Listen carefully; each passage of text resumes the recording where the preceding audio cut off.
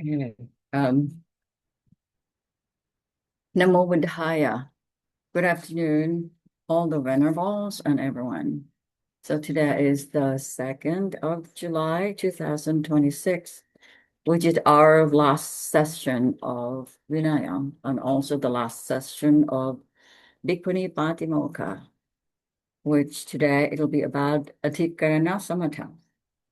So before we go into the details of Atikara Samatha, I'd like to share my own experience that I didn't understand Atikarana Samatha because I just saw that the Patimokkha consists of rules that that we've been through this before. The Parachika Sanghati says Nisagya Pachiti Pachitya and Sekya and Patidesaniya. Those are rules which, when we learn, we will know how we can behave and we won't get out of the track. So it's about training our individual um, practice.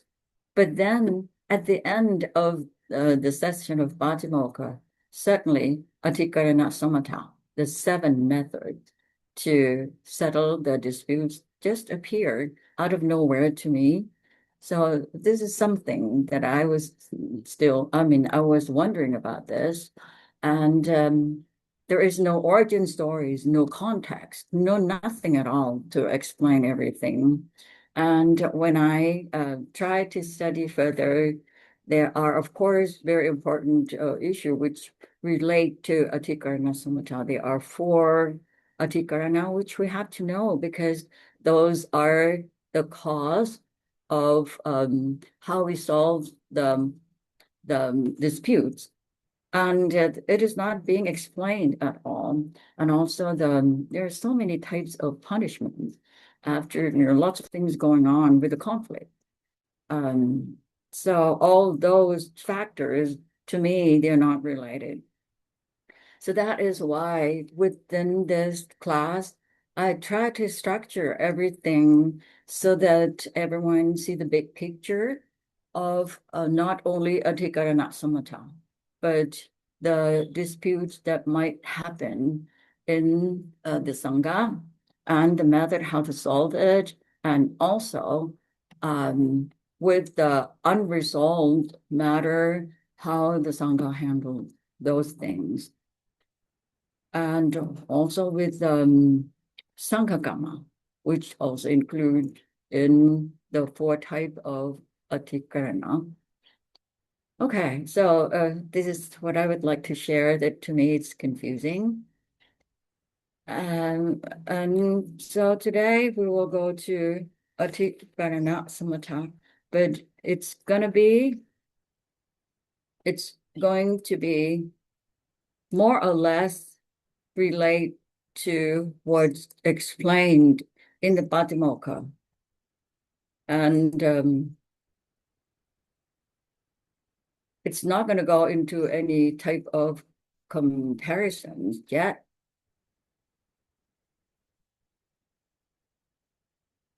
Okay.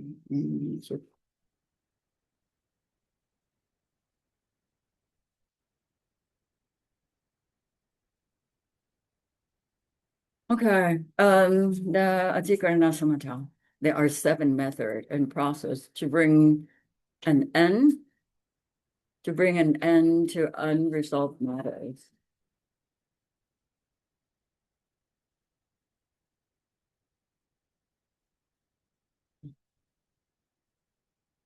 And why does the Sangha need this system? Because the Sangha has to conclude whether the case is an offense or not, whether it's wrongdoings or whether it's wrong understanding. And who is wrong when there are two sides that they don't understand each other? And who might be misunderstood? It's not only who is right or wrong. And then the last one, how to solve the wrongdoings. So This is why the system is needed. And let's look at real life. What can happen? When bhikkhunis live together, situations come up that cannot simply be ignored, like someone breaks a training rule and needs a way to get out of that offense. She feels guilty all the time. Sometimes she doesn't know the way out of the offense.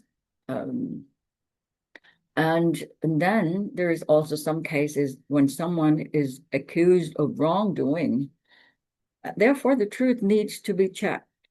It might be from misunderstanding or it might be from other reasons.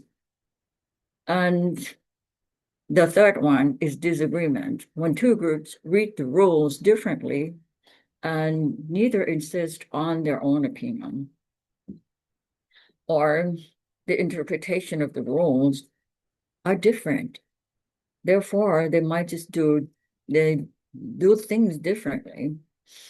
And the last one is about the Sanghagama, or the formal act, which the Sangha must perform a formal act, but there might be some confusion about how, because Sanghagama is not something uh, easy to understand because the process is quite complex. All of these have one thing in common. If left alone, the matter stays unresolved.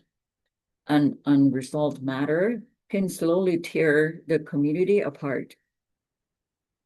So Atikarana Samatha means the methods and processes that bring an unresolved matter in the Sangha to a proper, fair, and clear end. And no matter how small or large the matter is, Vinaya requires that a second party must always be present to witness and confirm the outcome. A bhikkhuni who is part of the matter cannot resolve it alone. This is not just a procedural detail. It reflects something fundamental. Only the community acting together has the authority to bring a matter to a real conclusion. Individual judgment, even by the most experienced practitioner, is not enough. The Sangha as a body is the only entity withstanding to close what is genuinely open. This means that an unresolved matter left to one person is not actually resolved. It simply sits there, still open, still potentially divisive. The system exists precisely to prevent that. A matter is truly closed only when the community, through proper process, has closed it together. And this is why the system exists, not to punish, not to declare winners, but to make sure every matter ends properly, clearly, and with the full weight of the community behind it. And now, where does this fit in the Patimokkha? As I said before, that I didn't understand it, because people often think of the Patimokkha as just a list of rules. Do not do this, do not do that. But it is actually a complete governance document for the Sangha. That means the Patimokkha is the complete one, recited every 2 weeks so that everyone is reminded together. Its structure has two main parts. Part one, the rules, what counts as offenses, parachika sanghadisesa, pachitya sekya patidesiniya, and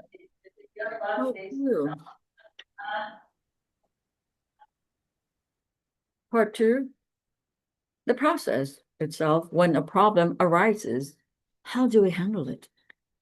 So this is the second part, which is about Atikarana Samatha, the 7 methods. What to do with the problem. Without the process section, the rules alone are not enough. Knowing that it is wrong does not tell you what to do when it happens.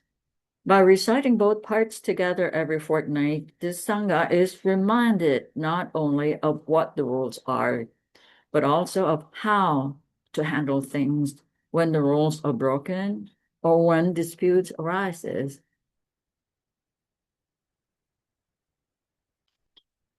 Um, but one more thing worth noting in the Patimokkha recitation, the seven methods of Atikarna Samatha appears as headings only.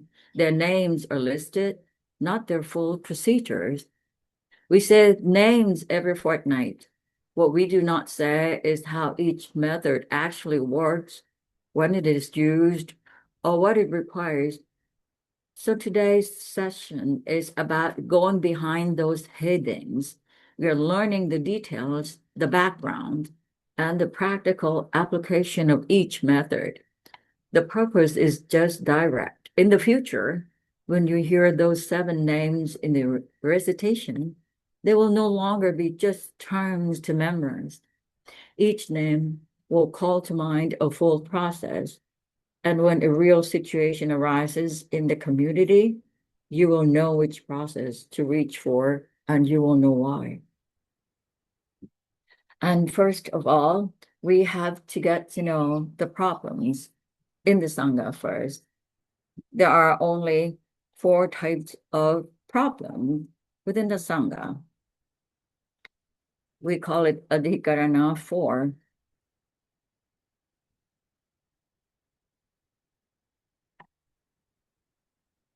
We've already seen all four of this as I gave examples in the beginning about the problems arises in the Sangha. So real situations that arise when bhikkhunis live together. And what part two does is simply give each situation a formal name. Nothing here is new content. Like Vivada Dhikarana or Anuvada Dhikarana, Apatti Dhikarana, Apatta Dhikarana, or Kicha Dhikarana. It is just the same list of what normally happen in the Sangha. Now we will label precisely so we can refer to each type without confusion. Before choosing how to solve a problem, you need to know which kind it is. Vinaya divides them into four types.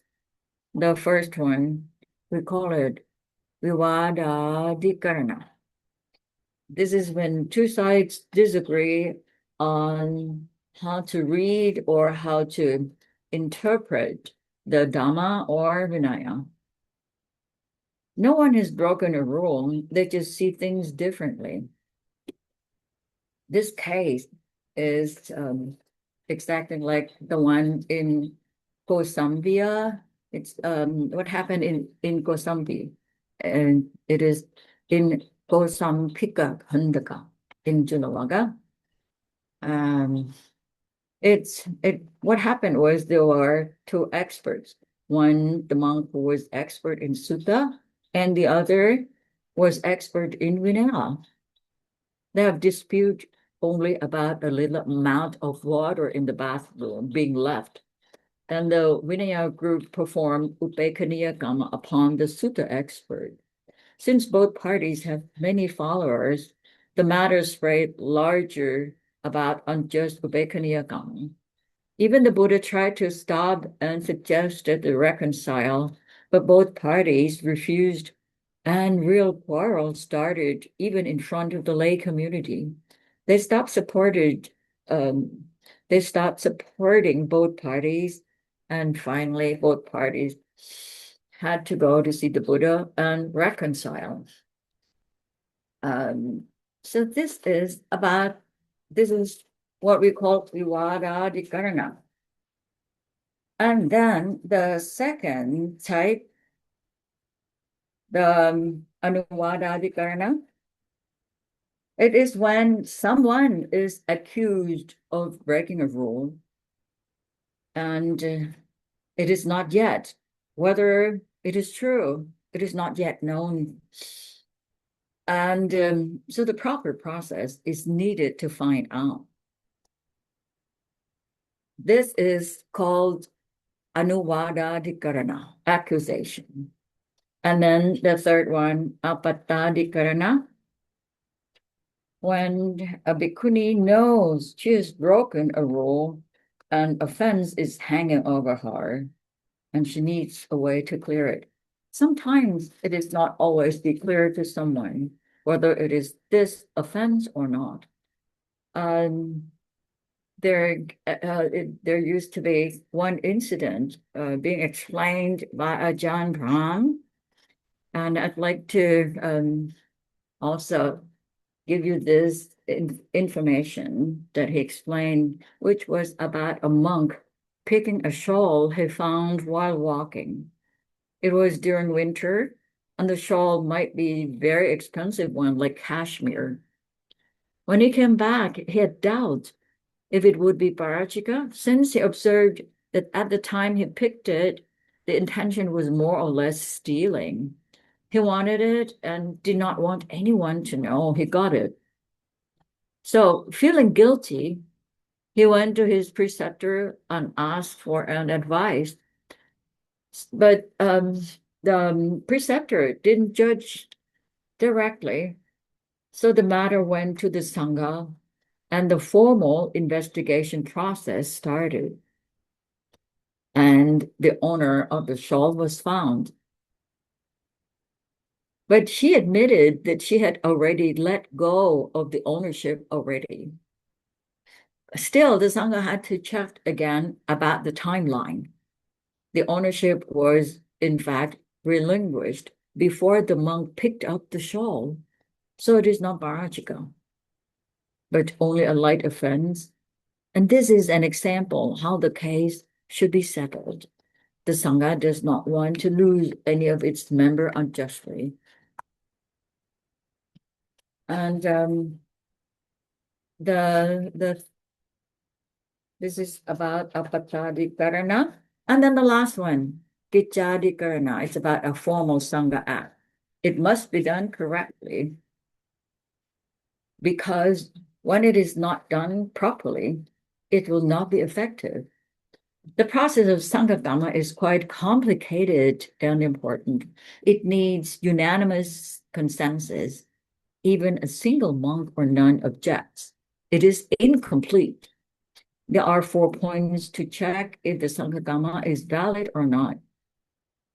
Number one, whether the boundary is a valid boundary, whether the Sanghagama has correct basis, correct amount of the assembly, and the proclamation must also be correct, since there are many types of proclamations, such as apalokana kama, nyati kama, nyati dutya kama, and nyati chaturtha kama. And even in one Sangha kama, many types of announcement and proclamation are needed. It's not easy to find out which one are needed. Not to mention about Hatapasa sitting within each other's arm reach. And so all of these reasons support why Sanghagama needs the formal Sangha to review all details to make it clear and effective.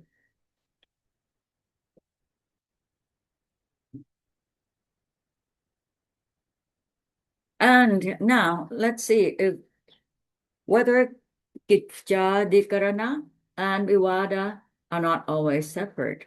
Because what happened if we are going to perform a kind of Sanghagama and then no one comes to the conclusion, which is the right process?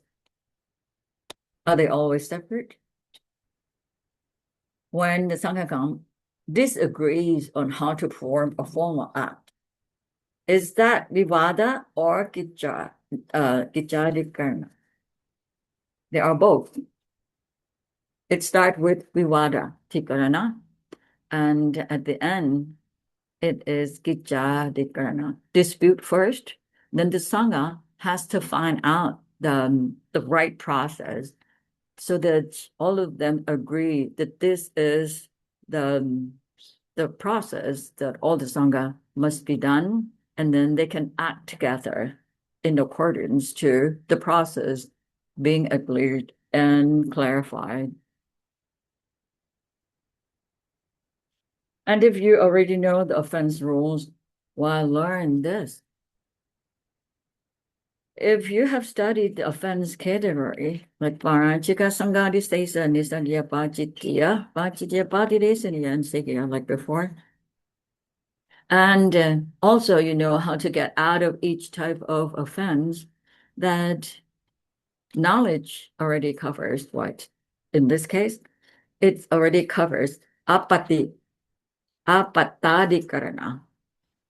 So you know what kind of apati it is, and you know what you did wrong, and you also know how to clear it. That is called, you know, apatadikarana.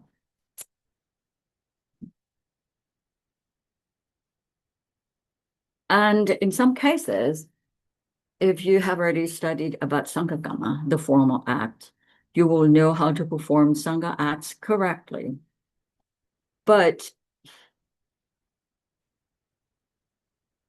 this system is still needed when someone accuses a bhikkhuni of breaking a rule. The accused cannot simply confess on her own. She may not even know whether she actually did it, like in Gosambia case. In Gosambia case, when the Vinaya expert accused the Sutta expert that he left that amount of little water in bathroom, didn't you know that this is apatti? He says, no, I didn't know. And then the Vinaya master said, if you don't know, then there is no apatti. And then he went back and told the Vinaya expert, went to talk to his followers that, oh, if you look at the Vinaya Sutta expert, the Sutta expert, he didn't even know what is apatti and what is not apatti. And that's very bad, because when one does not know what is apatti or what is not, then it falls into the offense of, you know, more like being expelled or more serious offense. So then that started it started to escalate into a bigger disputes. So this is an example that it is not always that one knows the offense. So a formal process of investigation and decision is needed. And this is not covered by knowing the offense rules. One important thing to see here, an accusation case is not primarily about reaching a verdict. It is a structured process of clarification in which all parties, the accuser, the accused, and the Sangha, learn what actually happened at the same time together. No one walks in already knowing the answer. The truth emerges through the process itself, and when it does, the conclusion belongs to the whole community, not just to the person who brought the accusation. So if you already know the offense rules well, the part of adhikarana samatha that is still new to you is the process for vivada and anuvada adhikarana, dispute and accusation. And who uses adhikarana samatha? It exists for one purpose, to enable the clearing of matters that are genuinely unresolved and clearing. Real clearing, the kind that holds, cannot be done by one person alone. But who uses bhikkhu? Of course, bhikkhunis. And what about upasaka and upasika? Mhm. And this is why the Sangha system was built with detailed procedures covering every stage, even an unresolved matter, a hanging offense, an undecided accusation, a disputed interpretation goes through a structured process from beginning to end. Nothing is left vague or to personal judgment. The system was designed so that when something is concluded, it is truly concluded. As an institution, this system belongs to the Sangha. But the question of who participates and in what capacity is more layered than it first appears. So the role, who does what? the Sangha as decision maker, the parties involved as direct participants, and the lay people will be also involved in the procedure, but we'll explain later. The, the Sangha as the decision maker is responsible for investigation and vote. If the conclusion cannot be reached, then they have to handle voting. And finally, they have to confirm formally the result and close the matter. And the party involved who are direct participants, which normally they are the accuser, the accused, or the one confessing. And and for lay people do not vote or make rulings, but Vinaya records the three distinct ways interact with the system. Since lay people as formal participants in investigation, like Devadatta's community, found that a bhikkhuni was pregnant, so she was forced to disrobe, and she went to the Buddha. The Buddha did not allow the Sangha to decide unilaterally. He appointed Visakha, a lay upasika, to lead the investigation alongside the Bhikkhuni Sangha, because the matters involving a woman's body required a woman to conduct the examination. Visakha's role was official, not informal, and the Bhikkhuni was found to have conceived before ordination, and the case was cleared. So in this case, Visakha was part of the group to investigate in the beginning, from the beginning. And for the second incident, the Sangha acting against a layperson, which is about the Sangha has the formal authority to refuse all offerings from a layperson who harms monks or attempts to split the Sangha. Once the bowl is overturned, monks will not receive that person's alms or give them religious services until the matter is resolved. And this is the kind of Sangha which another party is not within the Sangha. Only the monks decided and conclude the matter among themselves with how they would interact with the layperson. And then number three, the Sangha requiring monk to apologize a layperson when the monk, it happened with the monk called Sudama, insulted Citta Gahapati. In this case, the Sangha performed Pati Saraniya Kamma, formally requiring Sudama to go and apologize to Citta Gahapati. The layperson's dignity was protected by a Sangha. So these three cases show that lay people are not simply outside the system, they interact with it in defined and bounded ways. And how many bhikkhunis are needed in each case? It depends on the matter. For instance, the situation with minor offense, which in Pali we call it patinyaya karana. That means that when there is apati, the person will just confess their own mistakes, and that only needs two bhikkhuni. One bhikkhuni receives the confession and one confess. And for vivada or anuvada dhikarana, most settlements, it requires the minimum of 4 or more. And for kichadhikarana, for instance, ordination. For the bhikkhuni, it depends also on the region. here it says five bhikkhus and five bhikkhunis, so altogether at least 10, with one who is or preceptor from male side or from the monk, and one from the one is the big Bhavatini, and the quorum of four monks and the quorum of four bhikkhunis. And with the maximum number required, it's about reinstatement after Sanghadisesa or Apahana.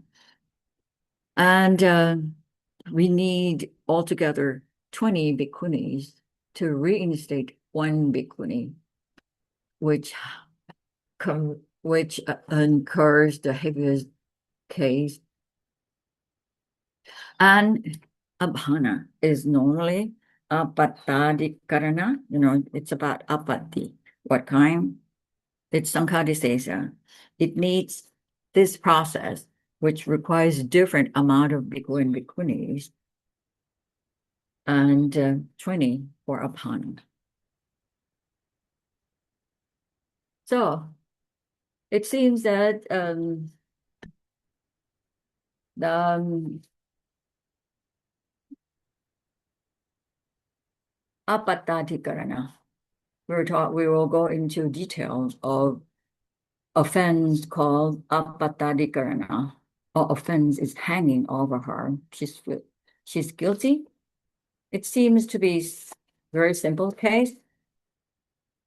And well, for this one, let's look at the Samukha relates to this, and Patinyaya Karana, which relates to this case. The bhikkhuni already knows she did wrong. The goal is to clear the offense, and how to clear the offense. If it's clear to her, then she can just go to confess with another bhikkhuni, and then the case is settled. But when there are cases like the one I told you from the beginning about the monk who was doubtful of his offense stealing the shawl, then the Sangha and the process is needed.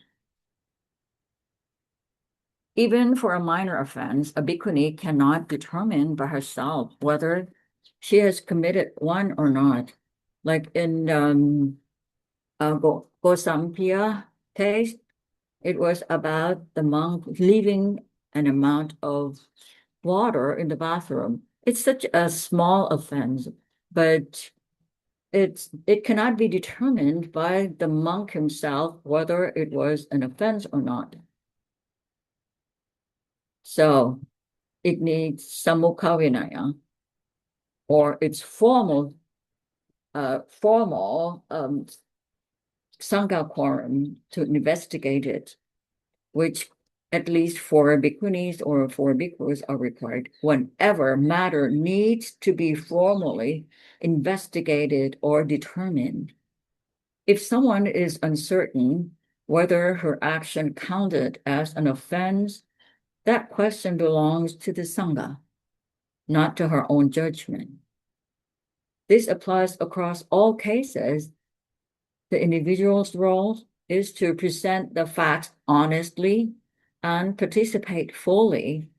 The conclusion, this was an offense or this was not, is the Sangha's to make. And after the conclusion, the conclusion comes out. What she has to do is accept it and confess in accordance to the apatti or the offense that she's committed. Either just simply confess to one bhikkhuni or go through manatta or abhana in order to clear her offense. And this process of confess or clearing the offense, once she has already accepted, is called patinyaya karana. So here, there are 3 different outcomes. Let's look at it. Once it is clear that an offense occurred and the bhikkhuni acknowledges it by herself, she can go to another bhikkhuni, says the words of confession in the set form, and that's all. the offense is cleared, 2 bhikkhunis are sufficient for this act. And this act, in technical term, is called patinyaya karana, or settling by acknowledgement and confession. And for a serious offense like sanghadisesa, the process has several stages and is much heavier. Importantly, the sangha is involved throughout. Um, the bhikkhuni has to admit the offense and formally confesses before the sangha, and the sangha must be present from this point on. And she has to undergo manatta practice for 15 nights with both bhikkhu sangha and bhikkhuni sangha.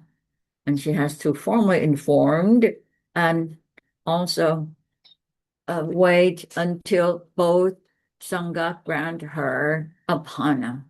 And after apana, she also requires 20 bhikkhuni to reinstate her back into the community.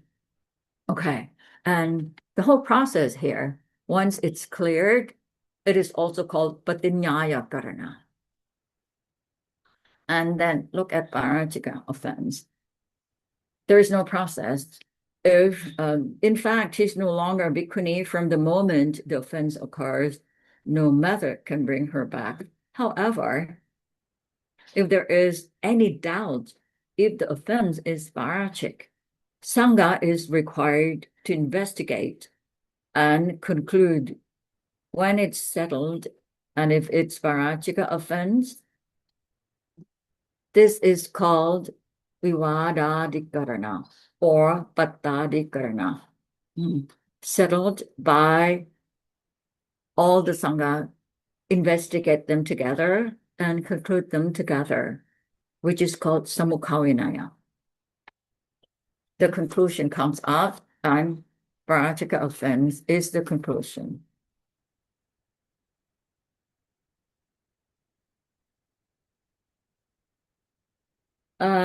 So not every apatadikarana ends with individual confessing. And since the matter has to be cleared when the offense is serious or when the offender refuses to acknowledge what she has done, the Sangha has formal authority to impose a corrective act. And these formal acts are themselves a tier of apata, or a peer of vivadadikarana. There can be two cases. They represent the Sangha's institutional response when individual acknowledgement is insufficient, and they are the final step of adhikarana that carries formal punishment. The Sangha does not choose the punishment arbitrarily. It examines the nature of the offense, what was done to whom, and whether the offender cooperates, and determines which formal act is appropriate. And each type of act targets a specific situation. And these are some examples of apatadikarana, how the Sangha acts. The first example is the dispute between monks and nuns. What happened was, it was when the monk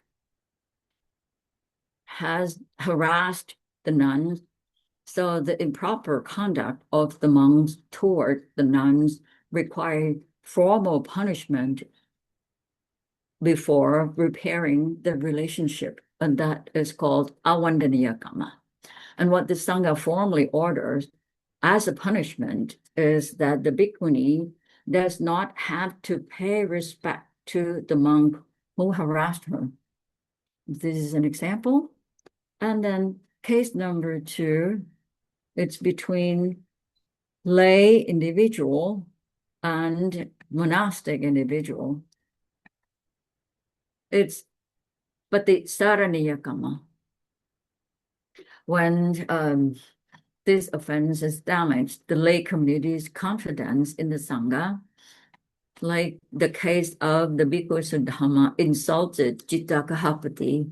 In this case, the Sangha ordered him to apologize Citta Kahapati to restore the relationship between the Sangha and its lay community.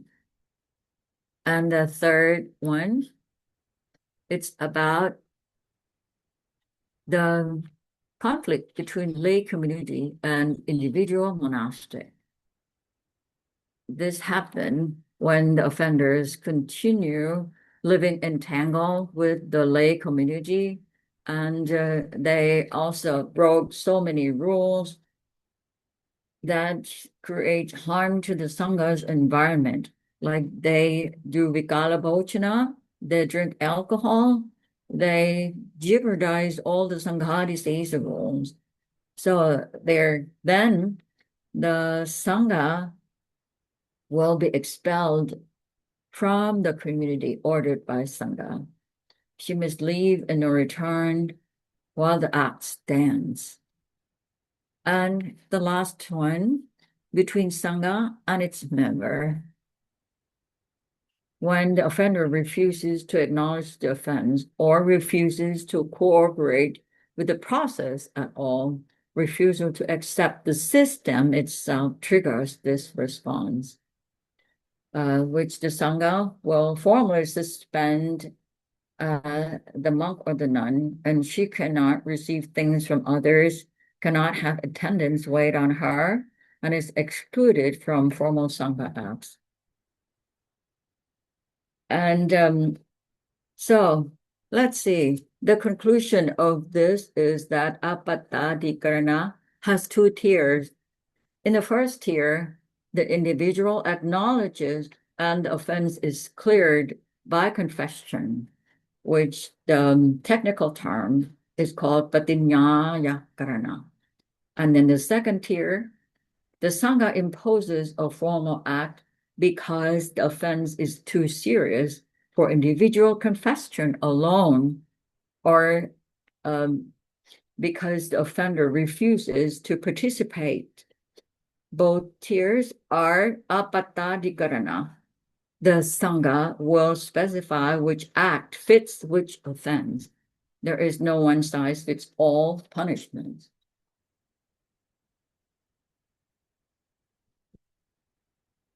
And this is the case number 2. When disagreement on the rules arises, this is called vivadadikarana, which is the most complex case, and the one where knowing the offense rules gives you no help at all. Nobody broke a rule. The two sides just read the Vinaya differently, and the interpretation is different. Neither will give in. Now, this is the case, Goswami case. A group of monks in Goswami split into two factions over a small matter about water left in the bathroom. Neither side would back down. The Buddha tried to stop them 3 times and failed. Even the Buddha himself couldn't do anything. Then he left and stayed alone in the forest until the lay people of Goswami stopped giving the food to both factions. Eventually, the side that started the argument came and asked for forgiveness. So it ended with confession willingly, which is called patinyaya karana. In this case, the pressure from lay people was not part of the formal process. It was just what pushed the quarreling side to finally act. What actually ended the matter was the face-to-face meeting that followed. Face-to-face meeting, in this case, are just 2 groups coming to be together in front of the Buddha and the Sangha.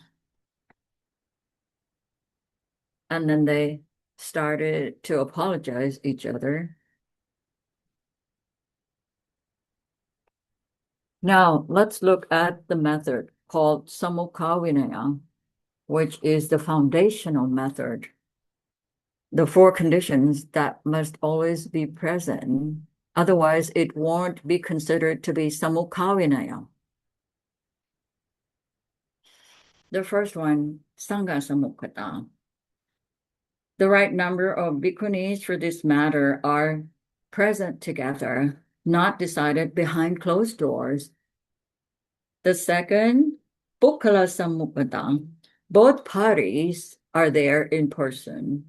The accuser and the accused, or both sides of the dispute. If it's not about individual. And the third one, Dhamma Samukkata.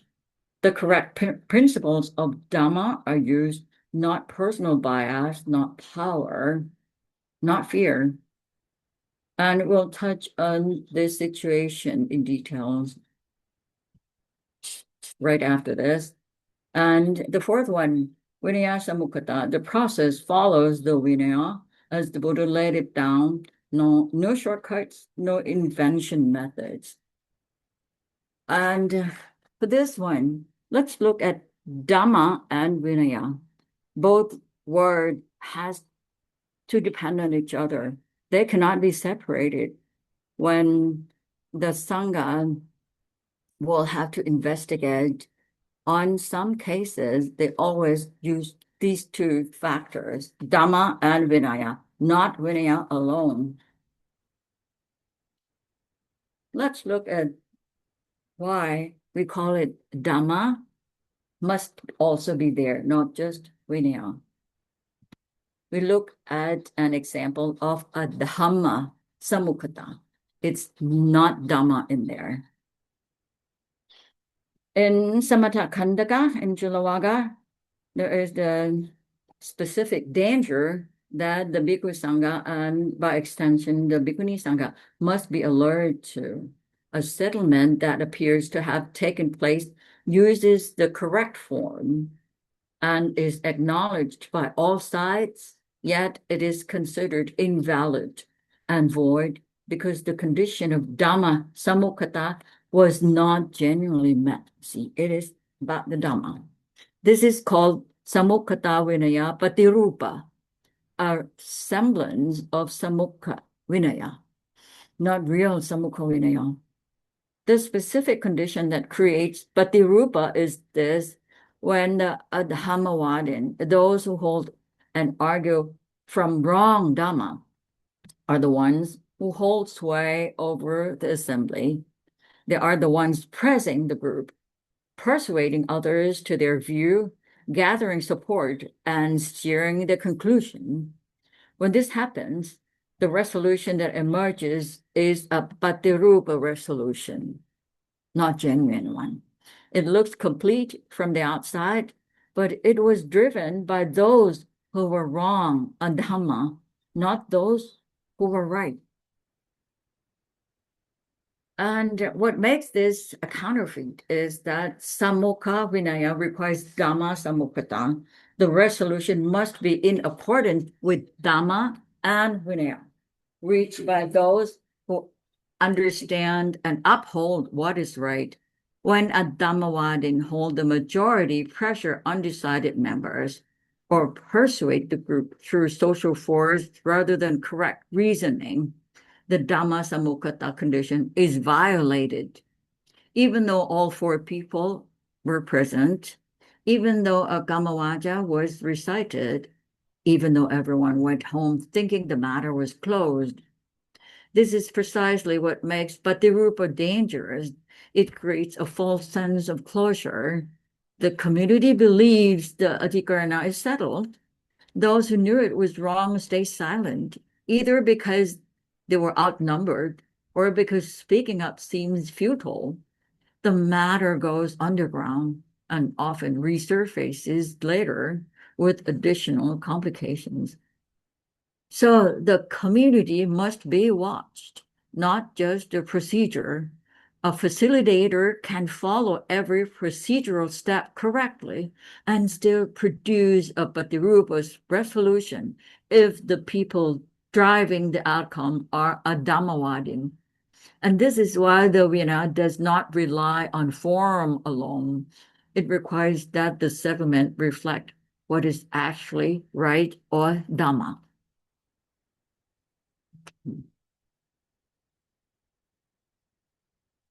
So when community recognizes in retrospect that a resolution was driven by a Dhammawadin holding sway, the act is treated as having no effect. The Adhikarana is still open. The correct response is to revisit it, not to argue over the past session, but to perform a genuine resolution now with Dhammawadin guiding the outcome. Now let's see how Viwada or conflict or dispute case is settled step by step. So first step, both sides come together with the Sangha present as witness. They look at the Dhamma and Vinaya together. And if one side sees they were wrong and accept it, they all agree, then the case is closed. It's done. The case is closed in the way that the interpretation comes to the conclusion. They all agree with what the rule is all about.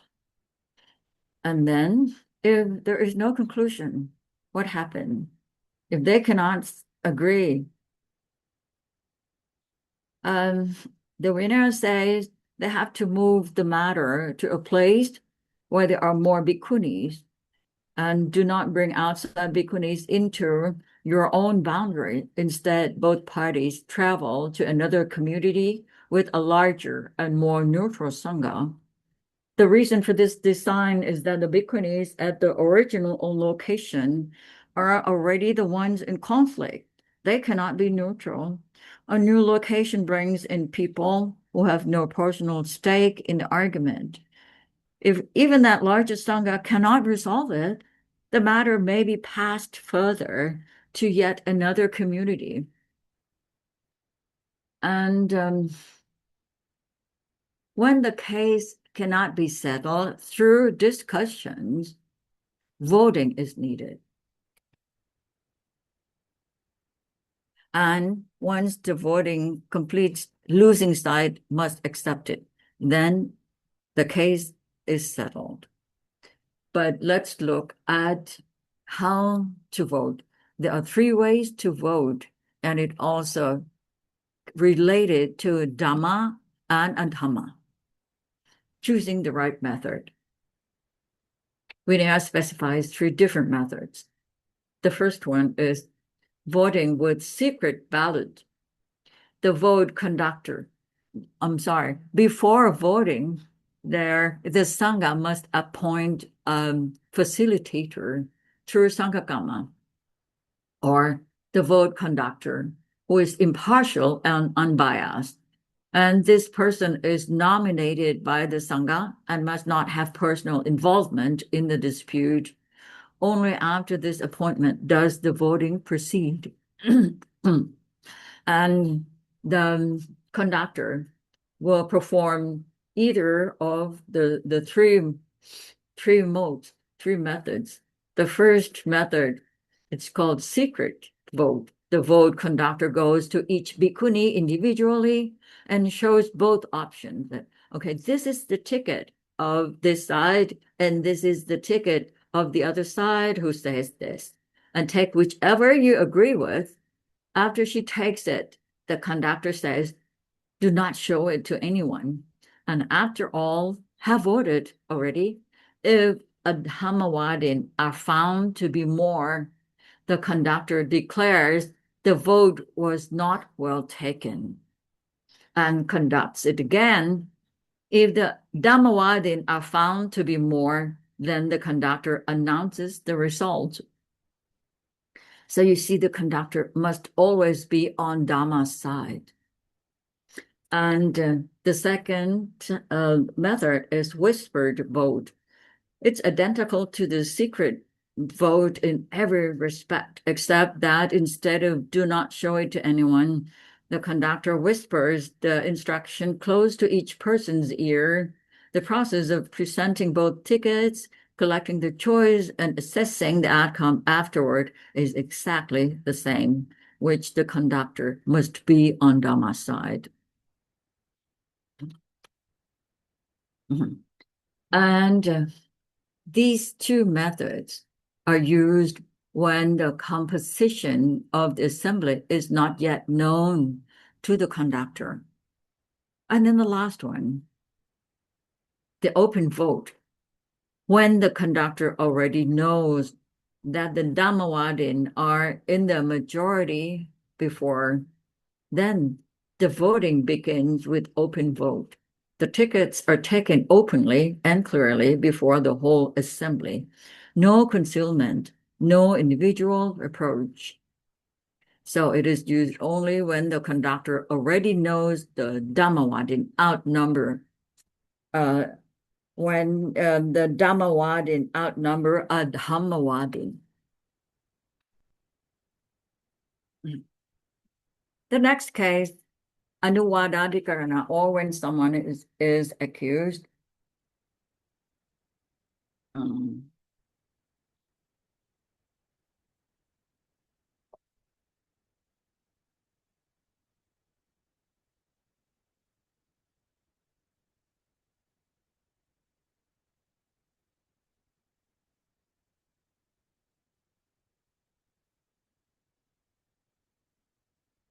Anuwadadikarana needs four methods.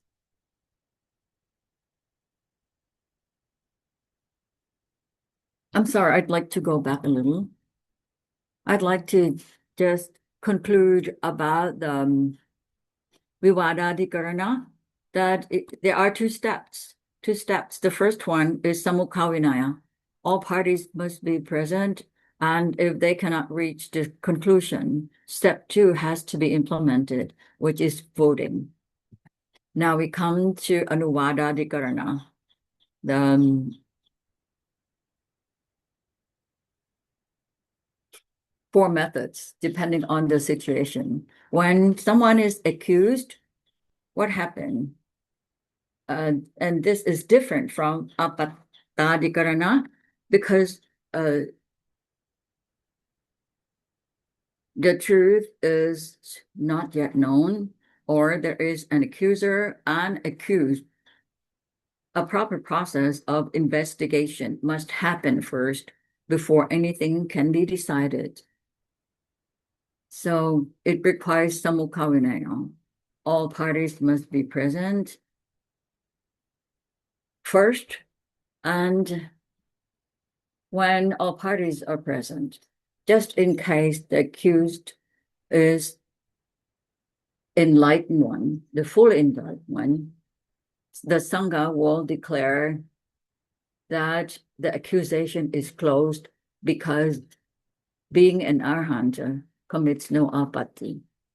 And if it is in the case that the person being accused is insane, again, the Sangha will have the formal recognition to say that there is no offense for the person who is insane when they commit offense.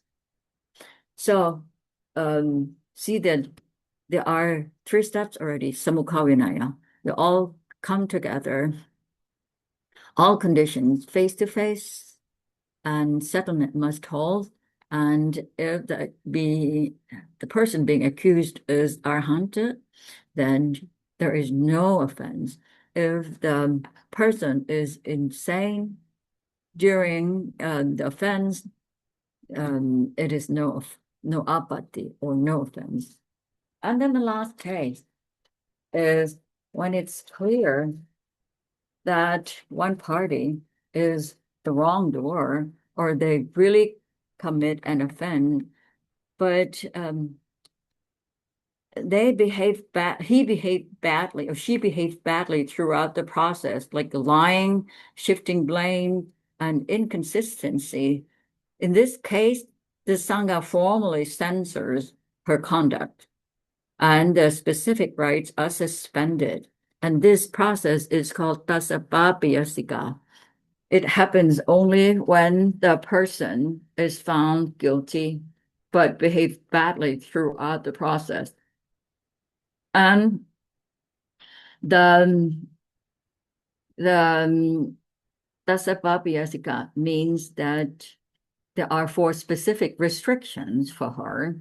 The first one is that she may not perform ordination if she's Bhavatini. She may not grant Nisaya if she would be a teacher, and she may not have a seminary as an attendant. She may not teach bhikkhunis if she's a teacher, acharya, or she's not allowed to receive owada from monk. And this method of anuwadadikarana ends when knowing who commits the offense. This is called anuwadadikarana. And then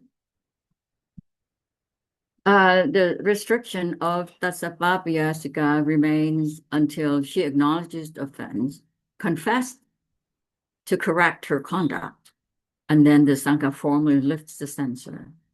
So when she confessed, it is called Patinyaya Karana because she confessed.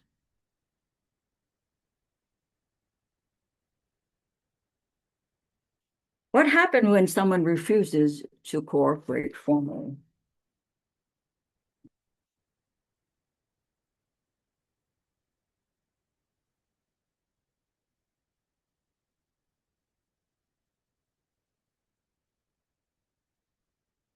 There are two types of, the road. When there are problems, Atikarana is the main road. The process of resolving the matter is proper. It's used when everyone is willing to cooperate. But what happened when the road is blocked? So it cannot be resolved properly. That means when the road is blocked, the first thing is to appoint capable monk or nun to handle the case. And then the second, if it still persists, the formal punishment will be issued. And this is not the first step. The first step is some mukhalina.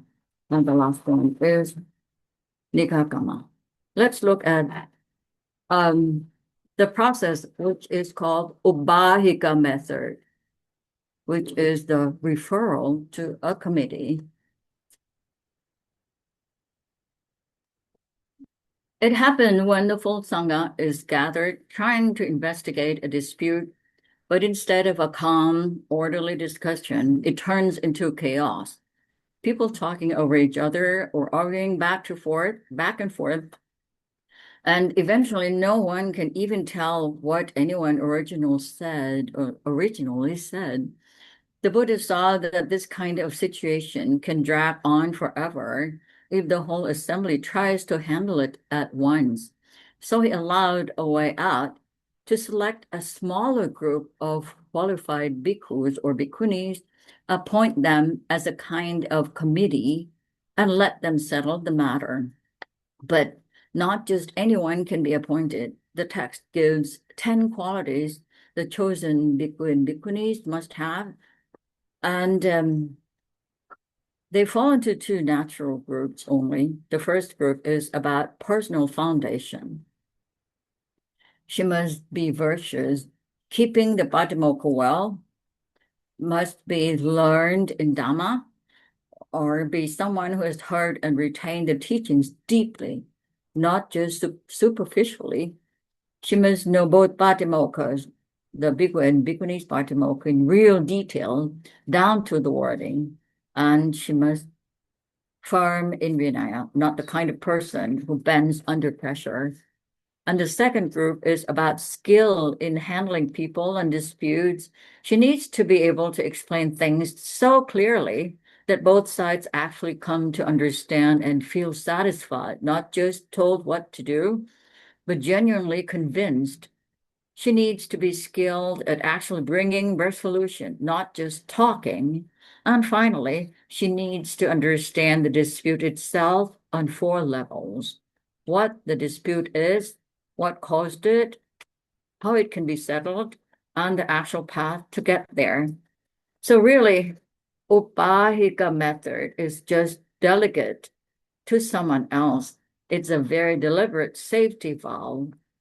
used only when the ordinary process breaks down and only entrusted to someone who combines strong personal discipline with real relationship and analytical skill.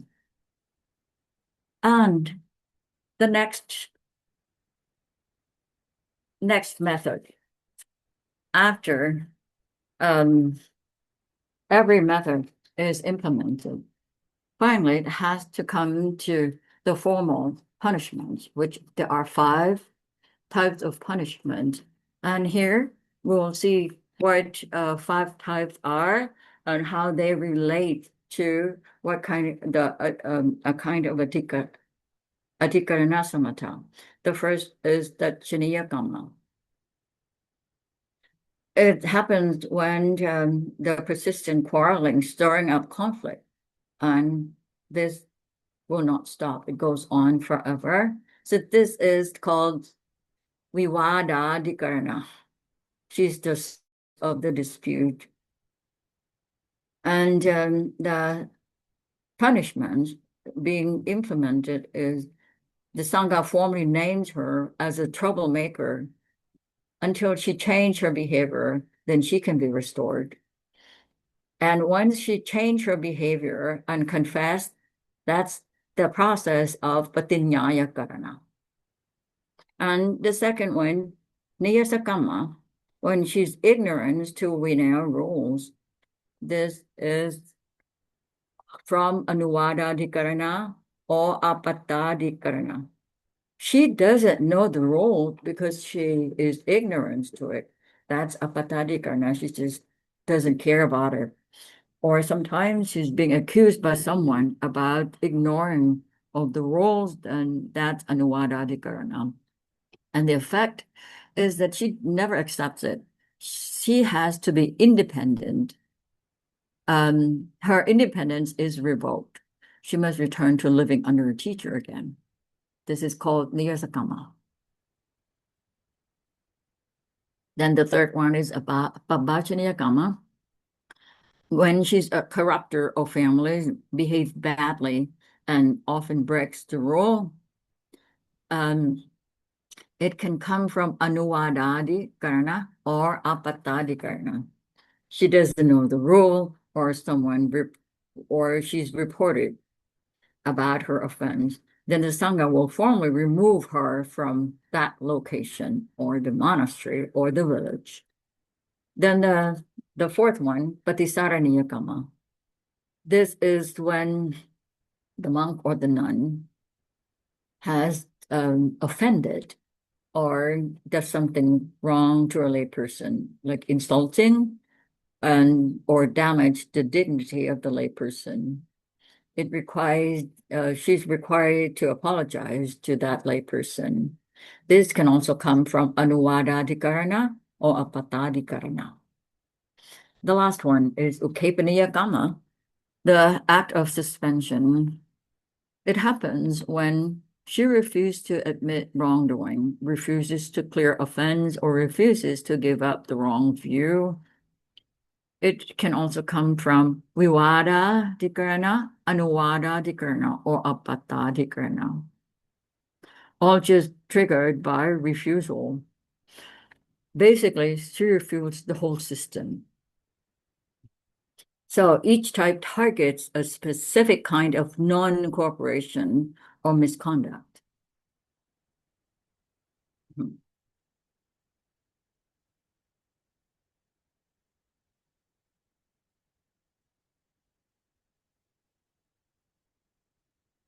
Now, let's see that this is the complete picture.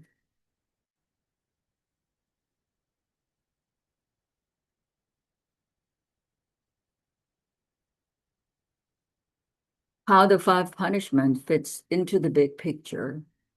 When a problem arises in the Sangha, it's any of the four disputes for Tikarana.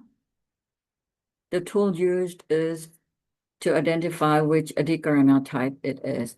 The Sangha will identify which type it is And then the Sangha will use the appropriate Adhikarana Samatha method, one of the seven methods. And if everyone cooperates with process, the matter is resolved and clear. And this is done with Patinyaya Karana. But when someone refuses to cooperate, the punishment will start from Dasabhabhyasika to Nikahkama.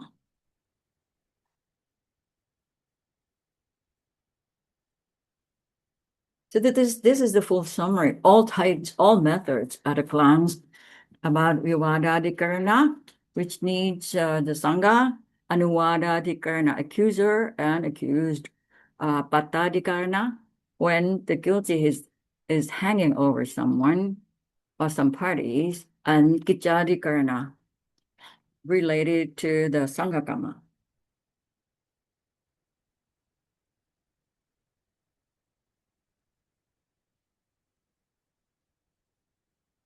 The first one, the Vivadadikarana.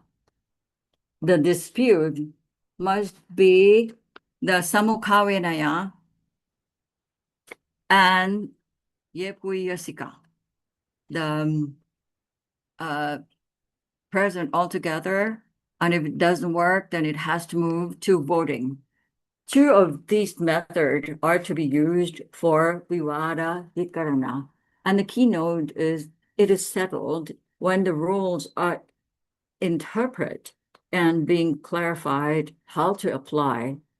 An Anuwada Vikarana or accusation, the method being used is Samukha Vinaya, Sati Vinaya, when the accused is Arhanta, or Amolha Vinaya, when the one being accused is insane, Patinyaya Karana, when the one being accused confess and accept the fault, or Tasapapiyasika, um, when the one who commits the offense does not accept and try to stir up the process.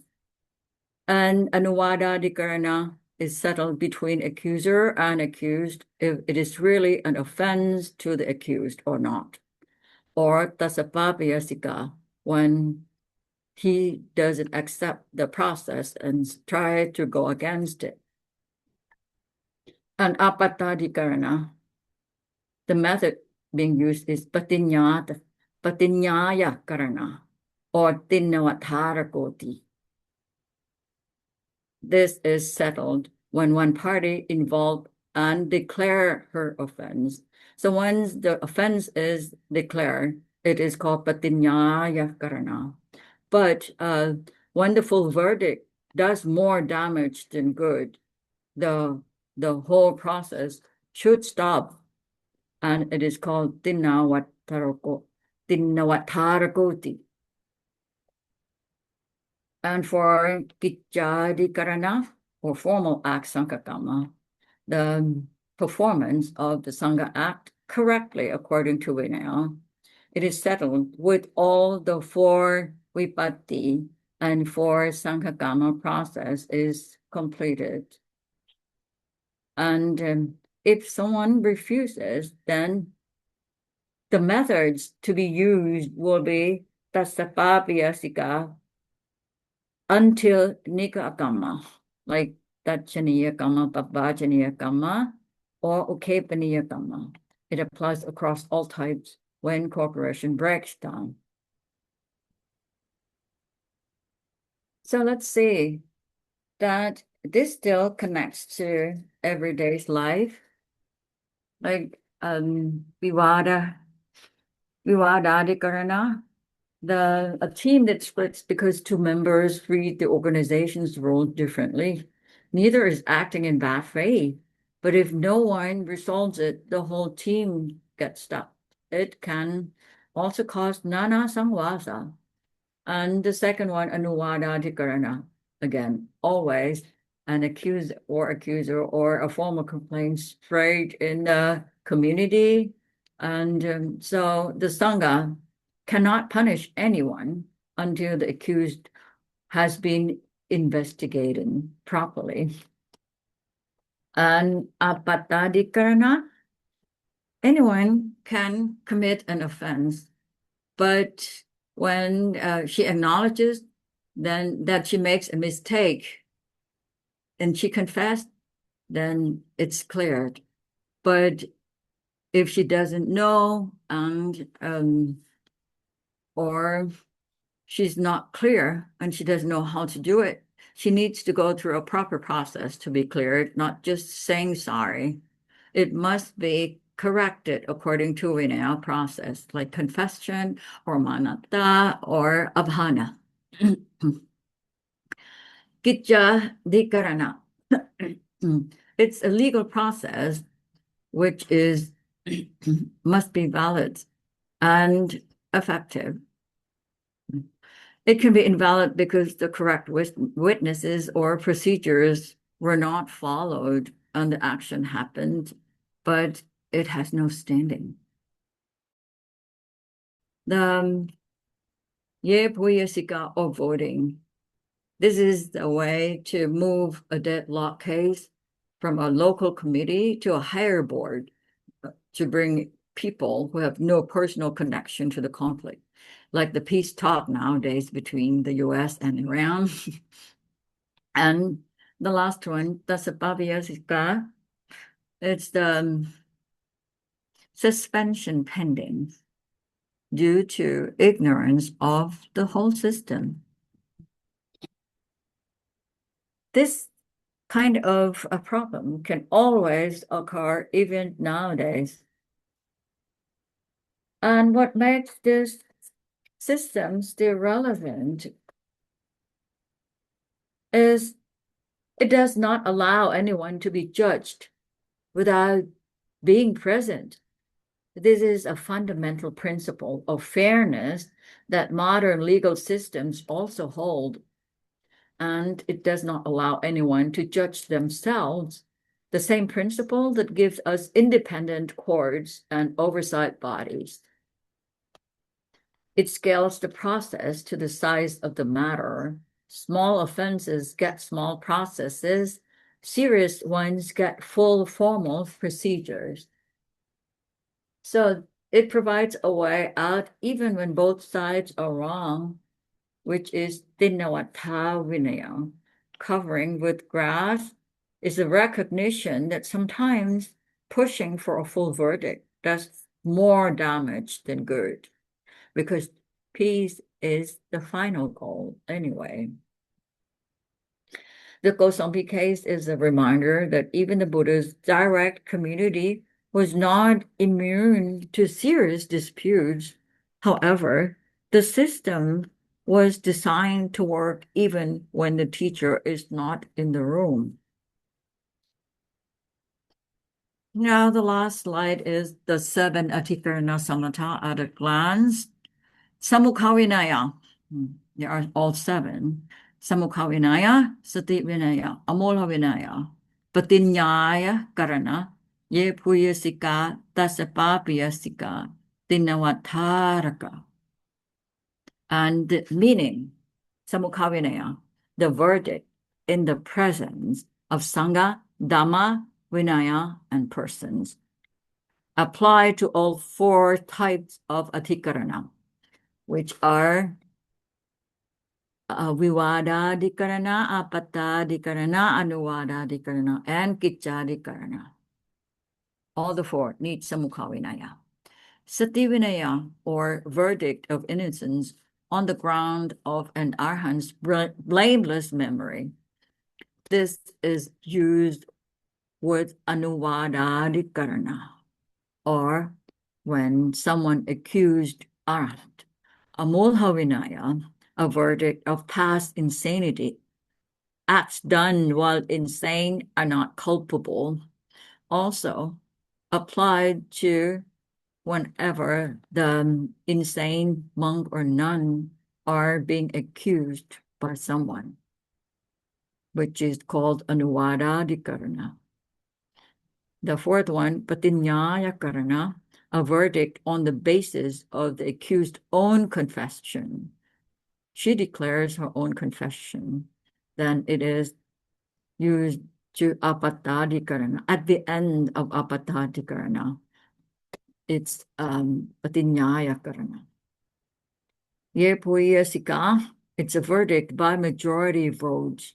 It's used when it is vivadadikarana. How the rule should be applied or how the rule should be interpreted. And tasapapiyasika, a verdict of aggravated punishment for a shifty, evasive offender. It is used when during anuwadadikarana and one side, anyone does not cooperate. And the last one, dinawataraka, a verdict of covering over with grass. It's mutual amnesty for minor offenses or apatadikarana happen. And then dinawataraka might be applied to when there is more damage going further. Okay. Now, any question?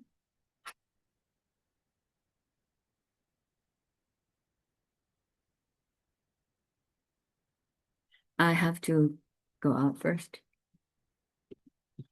Okay.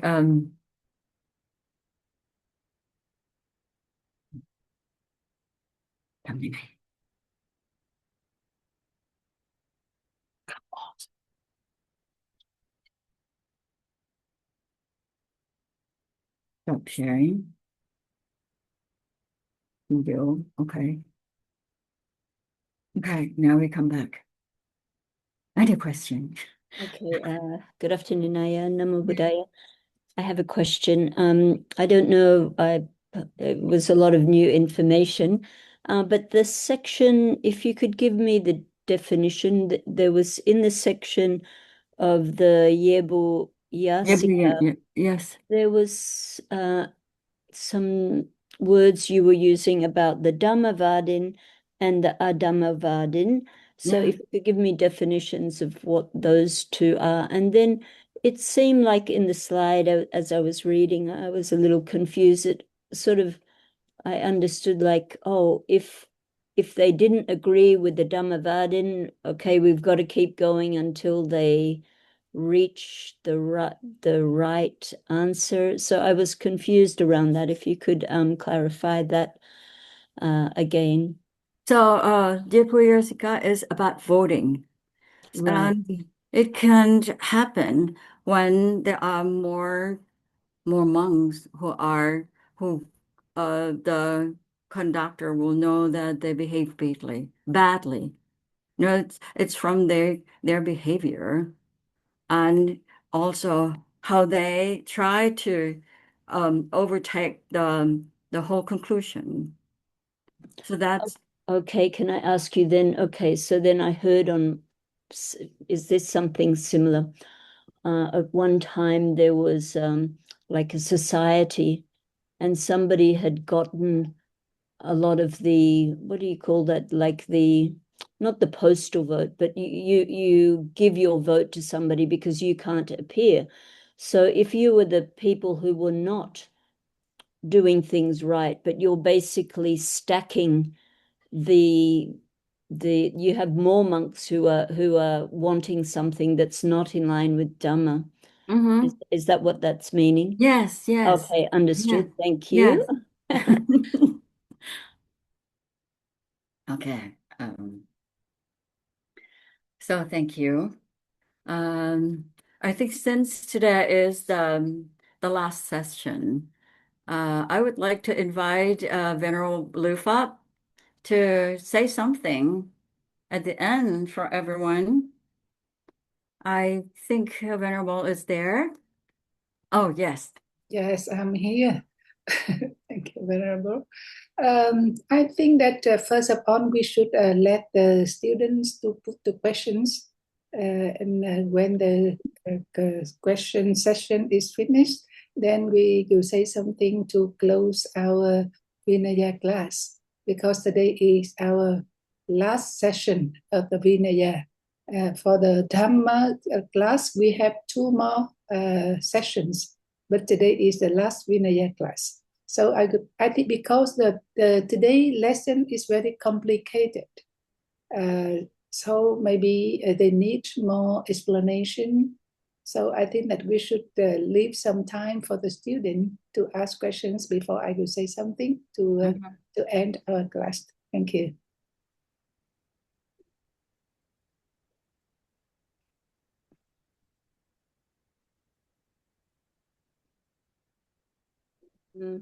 I have more questions. Yes, there was a lot of new things.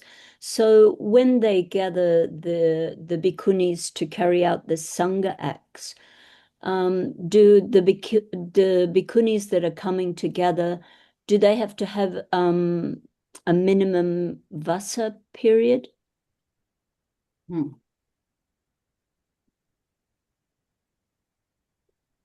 Well, in fact, it is not stated in the scripture at all about the wasa, but I think that the persons being selected must be capable, either knowing well, let's say if the person is the witness and is very young, but she can witness the situation directly. She should also be in the quorum, right? I mean, that is one of the criteria.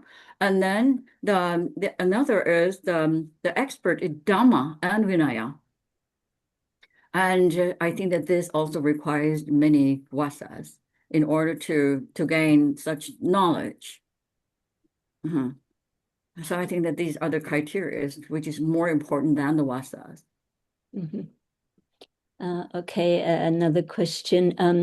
In the section in the Parajika, so once they are, expelled, once the expulsion has come, I had understood in the Bhikkhu Sangha, they could return at some other time for ordination, but they are like samanera. They never can go to bhikkhu again. Is that similar in the bhikkhuni? Or Yes, did what I hear wrong? So that they can return, to but be they someone. they cannot take upasampada. Is that correct? Right. Yes. It's exactly the same. Oh, okay. Thank you.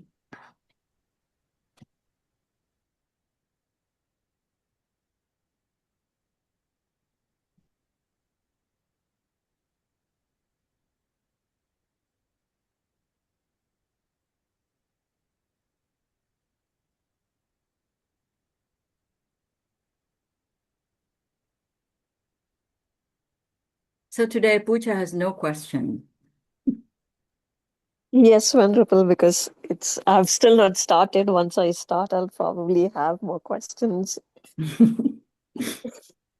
Okay. I think if there is no further question, please welcome Venerable Lufa to say something. Yes, thank you, Venerable. So today is our last session in the Vinaya class, and I counted the members in the room. So there are only eight students. But I hope that from the Indian side, then there could be more bhikkhunis who learn from Venerable Thammadina with the same content in Hindi medium. And also some cannot attend online right now, but they can also watch the video which we will post on the YouTube channel after the class. I think that if the students attend on the classes till now, you will learn a lot of knowledge concerning the Vinaya rules, especially when the teachers very well preparing for the class. I really like the notes and the slides made by Venerable Vichani. It shows that she has make a big effort to prepare the notes, and also very beautiful illustrative pictures. I also wonder how you can do. Maybe one day you can share with us how to make such beautiful images. Yeah, very impressive. And the way you systematize on the runes, not in the traditional way, but in the thematic division, and the way you treat on the runes very in a modern way. Oh, someone is ringing the bell. Please give me 1 minute.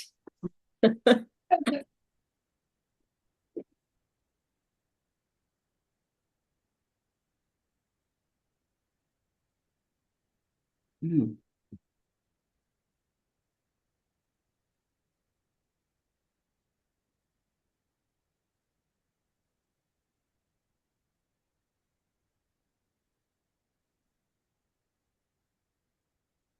Yes, I'm back. Uh, so this is the way we should learn Vinaya. And I think that if possible, we should have some kinds of discussion, and we can have some case study of the Vinaya. For example, if we know one in the Sangha, if we know that someone has committed Sangha Disesa or even Parachika with the witness, but they don't admit that they committed the wrong. They are very stubborn, and even they. So what to do? And they don't want to leave the temple. So in that case, what should we do? Or the way we, if there are some quarrels, but the quarrel does not stop, they will continue in this form or that form. Apart from the matters in the Vinaya, in the Patimokkha, we have any other cases to stop the quarreling within the Sangha. So I think that more discussion is very beneficial and very important. And about the text, because at the beginning of the class, we say that we should have a test to know that whether the students are studying seriously. But because the Dhamma class hasn't finished yet, so I think that we will have a meeting among the UTBSI members to discuss more about how to give a test and how to make another course after this course. But in my opinion, I really would like you to have a writing, each of you to have to write some paragraphs to say that during this class, what are the new things or the impressive things you learn from the teachers, from the classes? What new or what you didn't understand before, now you understand it more clearly. And what do you like from each teacher, and what you would like to improve more, and which one is the way you would like to suggest the teachers, like more detail or with or more discussion or more explanation, etc. So we need some feedback from the students, so that, and also after this course, after this Patimokkha and Bhikkhuvani Vinaya rules, so what else would you like to study? So that we can explore the content for our upcoming courses. So we really would like to hear, to know the feedback from the students, especially those who are very regular in taking class. They're like Arya Mangala, Arya Vimalani, Pujabi, Bhikkhuni Thira, Bhikkhuni Thamma. And last time I also saw Marachina and Sila Bhatti. So I really, we the teachers are trying our best, but still we have some shortcoming, and sometimes something that you are expecting, but we are not, we have not given you yet. So what would you like to learn more? In which way, etc. If you can write and then you can send to us, you can send in the Dhamma Vinaya group in the WhatsApp. It's very good. It's very useful for both the teachers and the students. So that is what I would like to say in this class. And in my opinion, these kinds of class is very convenient for everyone, and at the same time very useful. But I hope that it will spread more and more to more bhikkhunis and samaneris. I know that most of the Asian bhikkhunis have some limited knowledge in English.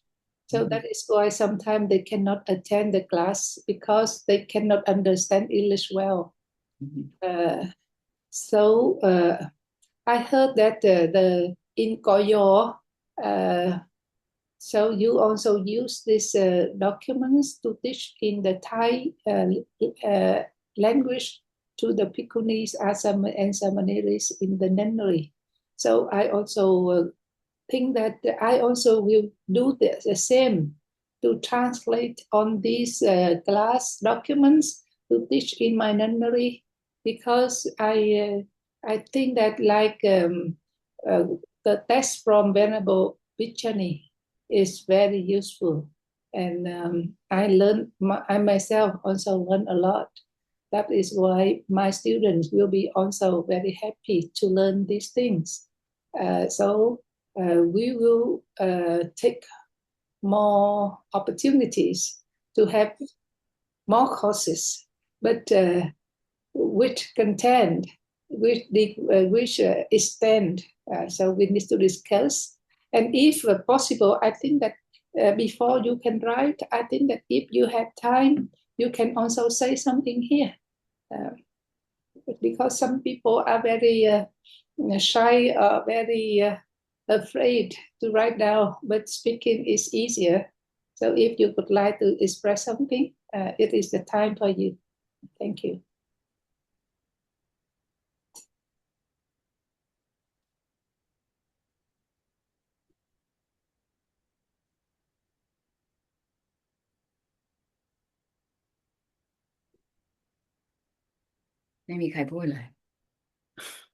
Anyone would like to say something? Here I saw Venerable Thamma Chutimati from Malaysia. Are you there? Yes, I'm here. Yes. I'm learning a lot from here. I'm very happy that I attend this Zoom meeting and Zoom online course. I find very beneficial and very good. I'm very grateful. Thank you very much, Mahasadu. Sadhu, sadhu, Oh, sadhu. okay, that's you. Yes, and let me see who. Venerable Arya Vimalani from Malaysia, are you available? Yes, Venables, thank Yeah. you so much. Really, thank both the teachers for your diligent guidance, patience, and also commitment. Of course, the teachings provide a foundation of discipline, even ethical clarity for us, especially for me.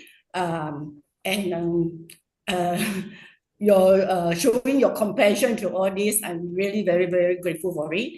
And this will really shape the inner lives of we as a new bhikkhuni.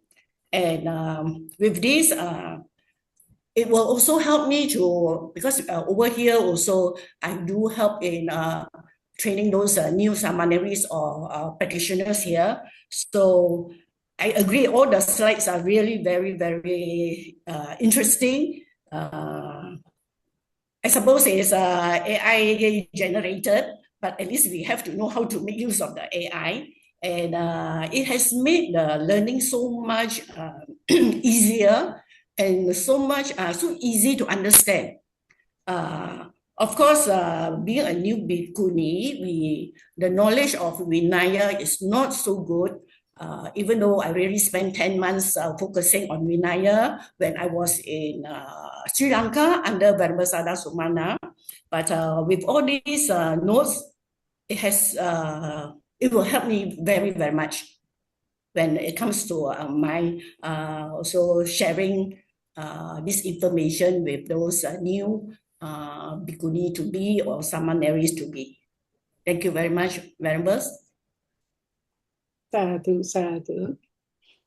Yes, I think that you should download on the file, the PowerPoint, and on the notes of the teachers, and save. You should download and you save in your computer so that you can read it again and again, and to have a very general knowledge. Yes, I downloaded all. In fact, I have to compile all this for Ayasu Mangala because for this Vasa, we are going through all these teachings, the Vinaya teaching. Good, good. Yes. Yeah. Thank you. So how about, let me see, how Bhikkhuni Dhamma, would you like to say something? I have no idea from that, but I have learned a lot from this class, and I would like to have many classes in the future. Thank you. Sadhu, sadhu. I just saw one Samaneri appear here in the list. Samaneri Acharya-chari. Yeah, this Samaneri is he's from Hong Kong. She's from Hong Kong. She attended our just finished the Theravada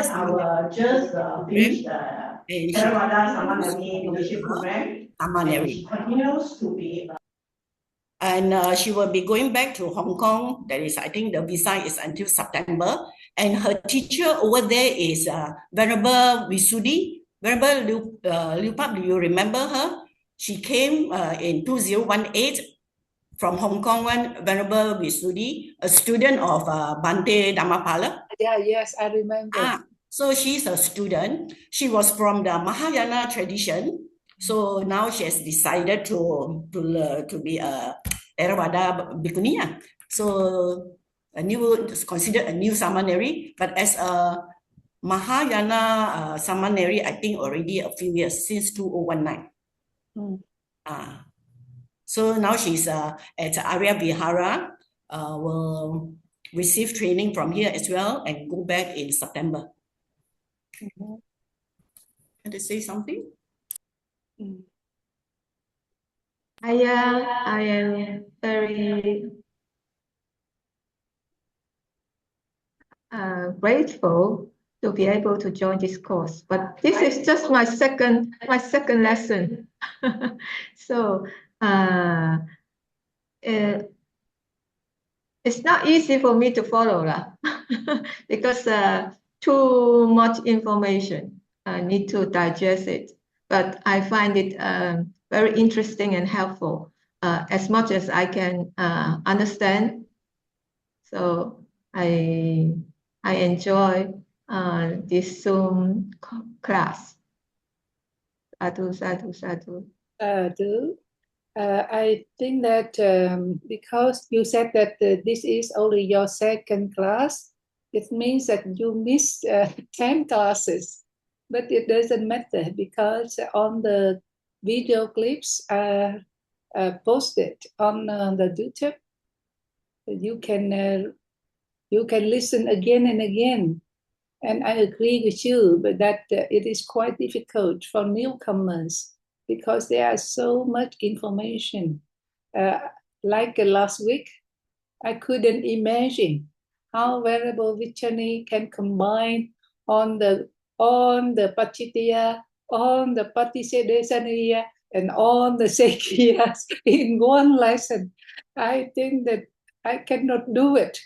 But she go in detail and on the three categories of apathy. So I thought that she would take my triple time to go to cover on these topics. But last week she could cover all on the three. So it's amazing. But for the teachers, because she is experienced, so she can prepare, she can explain quite comfortably. But for the students, it's not easy to grasp and to understand and to remember everything. So that is why we need more discussion, or you can review and maybe in the future, because this is a general, this one only general introduction, we go very fast. But if in the intermediate level, sometimes we can go deeper and in detail. And sometimes we can have another way of approaching. So anyway, I encourage you all to read, to reread, and to rewatch on the video so that we can get on the main ideas that the teachers have given you. So let me see the list. Who else? How about Pucha? I don't know where Pucha is staying and where now are you a nun or a lay? And can you introduce something about yourself? Because I noticed Yes, very regular. yes, Venerable, I'm from India. I'll be getting my Pabaja in August with Venerable Dhammavijani herself. So I attended all the classes, and for me, it seems like a tall order that I'll have to fulfill once I start my journey. But I'm very glad that I have, such a esteemed Sangha who's well knowledgeable in the Dhamma and Vinaya to guide. So I feel very comfortable taking the step of going forth. Oh, so you are Indian, and now where are you staying? I'm in India currently. I'm in Mumbai. And are you staying in a nunnery or at home? No, I'm currently at home. So you intend to go to Thailand to get ordained by Venerable Dhammavicani? Yes. When is it? In August. In August. Already planned? Yes. I see. So if in August, and if you are still there, you can come to visit Vietnam, visit our nunnery. because from Thailand to Ho Chi Minh City is very near, only 1 hour flight. So Venerable Dhammavichani also comes here often. Thank you. Yeah. Okay, thank you. Let me see who else here in the list.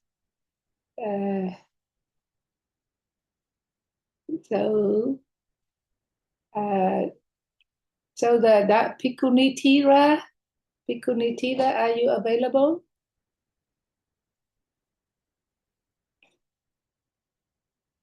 And Dhamma Vihari, I know there's a Thira and Dhamma Vihari are the Vietnamese Bhikkhunis. Also my students, and they are also very regular in this class, but always very silent. Okay, so I think that maybe that is enough for today. How about Tita? I saw that you have unmuted. Yes, Venerable. Okay, it's not suitable for me for speaking today because there are a lot of music around here. So I think I can express my opinion in writing later. Yes, yeah. Sadhu, thank you. Okay, so I encourage you all to write feedback about what are the new things and also some impressive things you have learned from the course, and what is your suggestion for the content, also for the method of teaching in the next course. And with this, we would like to end our Vinaya class, and I would like to invite Venerable Dhammavichani to share the merit before we close the session. Thank you. Okay, thank you, Venerable. I'd like to add on the writings for everyone that it might be also very encouraging for the teachers if you can write down what you find new and you would like to use the new knowledge that you learn to change yourself. Like there will be, for instance, your goal that you would like to change number 1, 2, 3, and the change is from the knowledge that you gain. This will be very uplifting and encouraging point for us too. Okay. So thank you very much, Venerable Liu Fab, and thank you everybody to listen and try to learn. And I really feel so good when the students and all the venerable really care so much about Vinaya and Dhamma. And that is only when our sasana can go on and flourish, just because of the knowledge and your practice. So thank you very much for attending. So finally, may everyone be flourish in the Dhamma and the practice and get to your goal of liberation. Akasattha ca bhummattha devanaga mahittika punyang tang anumoditva cirang rakkantu loka sasanang. Akasattha ca bhummattha devanaga mahittika punyang tang anumoditva cirang rakkantu desanang. Akasattha ca bhummattha devanaga mahittika punyang tang anumoditva cirang rakkantu mam paranti. Sadhu, sadhu, sadhu. Sadhu, sadhu. So goodbye, everyone. See you again.